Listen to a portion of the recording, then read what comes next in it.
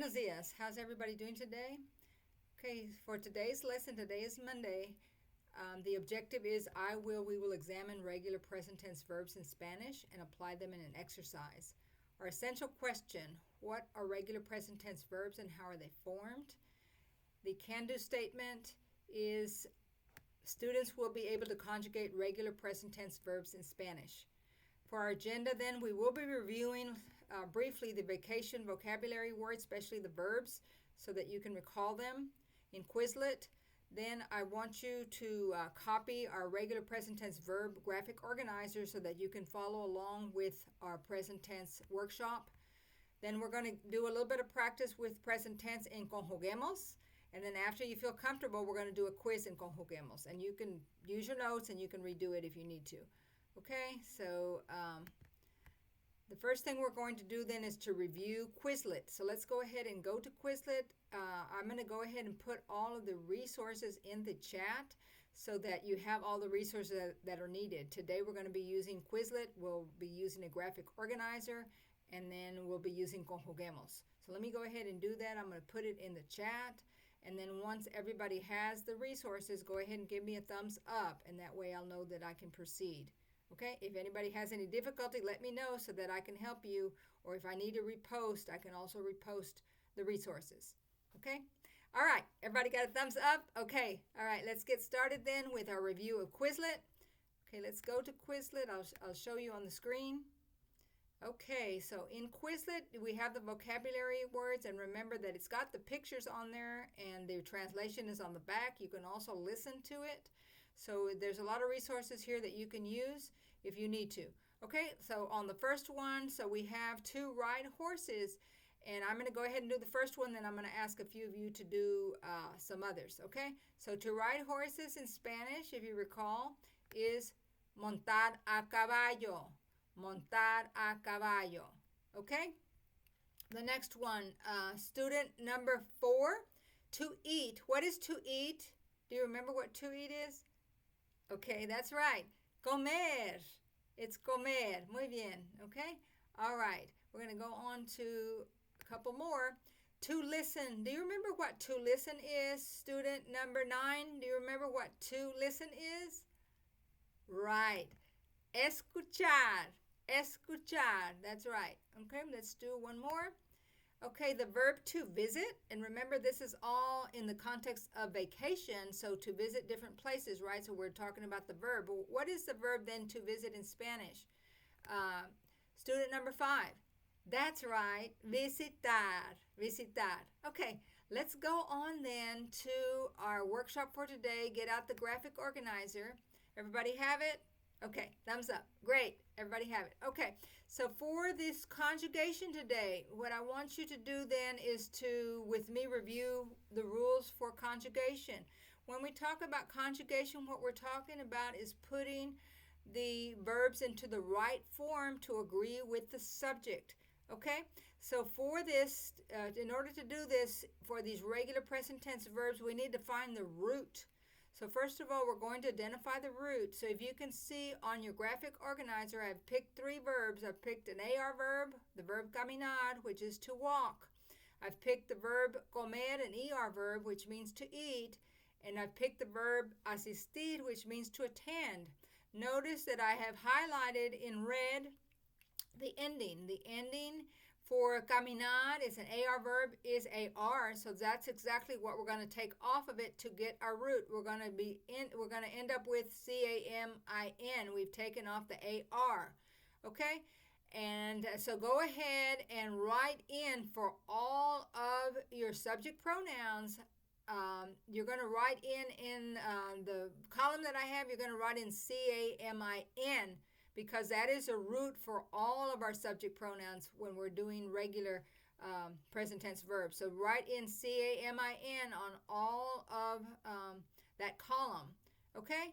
So go ahead and do that. I'll give you a minute. Do that, and then we're going to proceed to go ahead and put in the root for comer, and we're going to put in the root for asistir.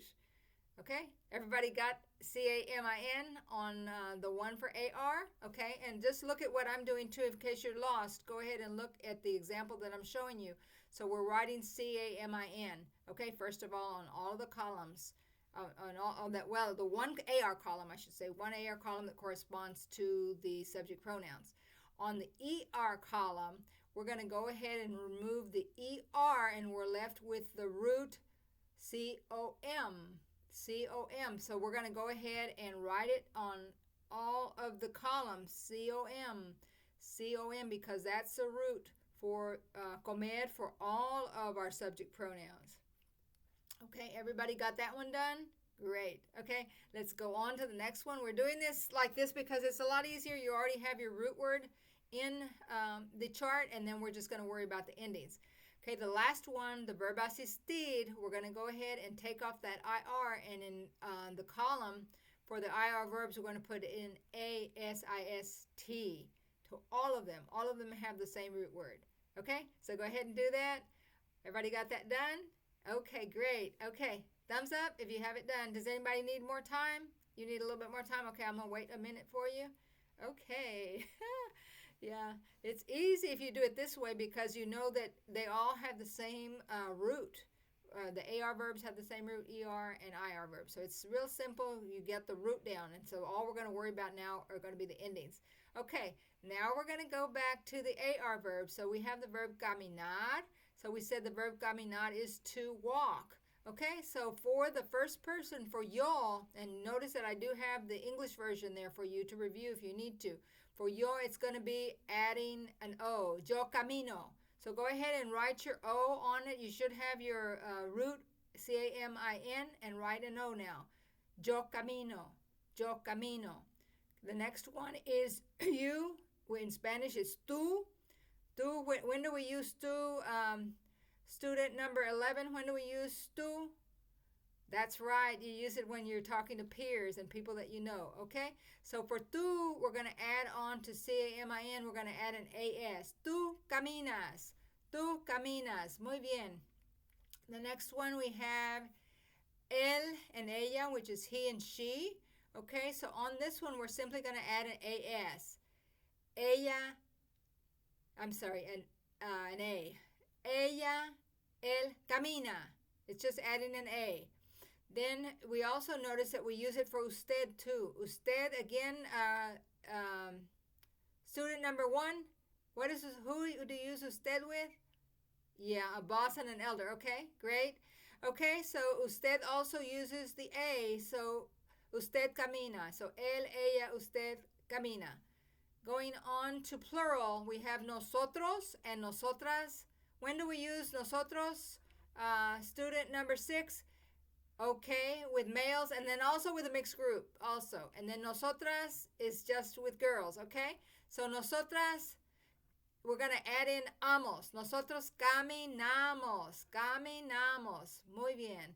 Okay, and then we go on to you all, which is ustedes. Ustedes takes an AN. Ustedes caminan.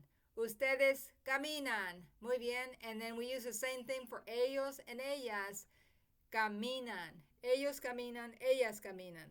Okay, muy bien. We're going to do the same thing for the next verb, the ER verb comer, and then the IR verb asistir.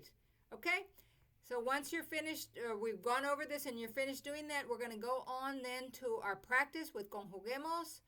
So on the screen, you're going to see conjuguemos. So go ahead, and I'm going to do the first one, then I'm going to get some volunteers. So we have the verb caminar, and you can refer to your chart. So for caminar, if it's yo, what would it be? It's yo camino. Yo camino. Write it in. Yeah, type it in. Okay, muy bien. Then we have the verb comer, and we have nosotros. What would that be? Student number 12. What would nosotros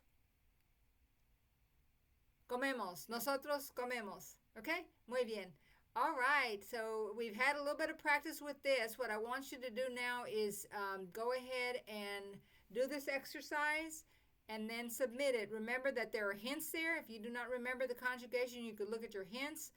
And you can also look at your chart. You may do this as many times as you want. I need for you to get at least a 70 or better. Okay, and if you need to take more time, you can also turn it in later. You could turn it in today, or you could turn it in tomorrow. I'm also going to be holding tutoring if anyone needs to come to tutoring to get more help. Okay? All right. Good luck, and make sure that you are using your chart. Okay? Okay. So I wanted to let you know that for the students, I have made sure that they have enough resources so that they can do this exercise. So this exercise is for Spanish 2. It's for high school, 9th through 12th grade. And what they're able to do when they finish this exercise, they're able to conjugate regular past tense verbs in Spanish. So not just the ones that we saw, but any regular past tense verb in Spanish. It follows the TEKS, the Texas Essential Knowledge and Skills. Presentational communication, speaking, and writing. The students presents information orally and in written form using a mixture of phrases and sentences with appropriate and applicable grammar structures and processes at the specified proficiency level. Okay, so our formative assessment. So what I've been doing, I just had a lot of practice for them so that they will be able to conjugate these regular past tense verbs. Using the rules that were provided on the graphic organizer, and they did it in both oral and written exercises. The specific criteria, so they were able to answer orally. I could tell if they understood, and also in written form, because in the written form I was writing them out, writing it out for them in the conjuguemos. They would let me know what it is, and I would write it out for them. Okay, and then they're going to get the practice with the quiz where they actually write it themselves. But they had the use of a verb chart. I had the verb chart where they took the notes, and then there's also a verb chart in conjuguemos. So there was plenty of support for them. And then I'm going to know that they're going to be successful if they can make a 70 or better. If they can make a 70 or better, and on the written exercise, I know that they have mastered the exercise. They are able to do it several times, and they can use their notes. Okay, for the students that have the EIP goal, so we were able to review the vocabulary before we started once again for everybody, so especially for the students that had a goal where they need to have extra practice. They were able to meet that goal with the vocabulary practice at the very beginning. All students had a graphic organizer, so this helps in order to have a place to write and be able to do something while the teacher is going over the lesson. And they were able to practice with me. I first of all showed them how to do it, and then they practiced, and then they were able to do the exercise on their own. The gradual release was because of the fact that we went over the vocabulary words again. They had seen them before. We did oral exercises and we did written exercises. We filled out a grammar chart. So we had all of these things for a gradual release until they were able to just do it on their own. And then in regard to assessment, I was able to tell whether they were learning it or not because of the fact that we did the oral practice and the written practice. When they were not getting the answers right, then I had to give them either more practice or we had to go back over the conjugation chart, okay, and reteach the lesson. So that's another option in case you can tell that the students are not understanding. Okay, the digital materials, the text that we use. So we did use, first of all, the review on Quizlet that they had seen before. And then we had a graphic organizer chart where they filled in the regular present tense verbs along with the teacher. The teacher was filling it out at the same time that they were, and they were taking notes. Then we also provided them, or they saw the workshop. They could see the workshop and fill their graphic organizer out. Then we had a practice on conjuguemos where the teacher did it first and then the students did it using their chart. And then ultimately we had the practice that they had to turn in, the quiz that they needed to turn in. For the students that had the EIP with assistive technology, so they could use the speech-to-text software. They could say it and then it would write it for them, so that was available to them. if they had that on their EIP. I also gave them extra time. If they needed to take extra time to do this, they could do that. They could do it today, or they could turn it in tomorrow. There was multiple attempts actually for all students, but this also helps the students that have the EIP. And then the ones with the EIP also only had to do half of the lessons. I was asking them to do 10. They only had to do 5 and get a 70 on 5. But then everybody had the supports in regard to the Quizlet review, in regard to using their notes, in regard to the graphic organizer.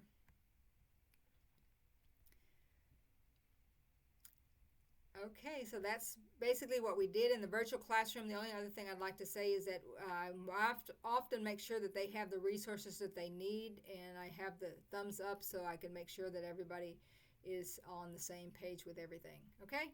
All right. Thank you very much.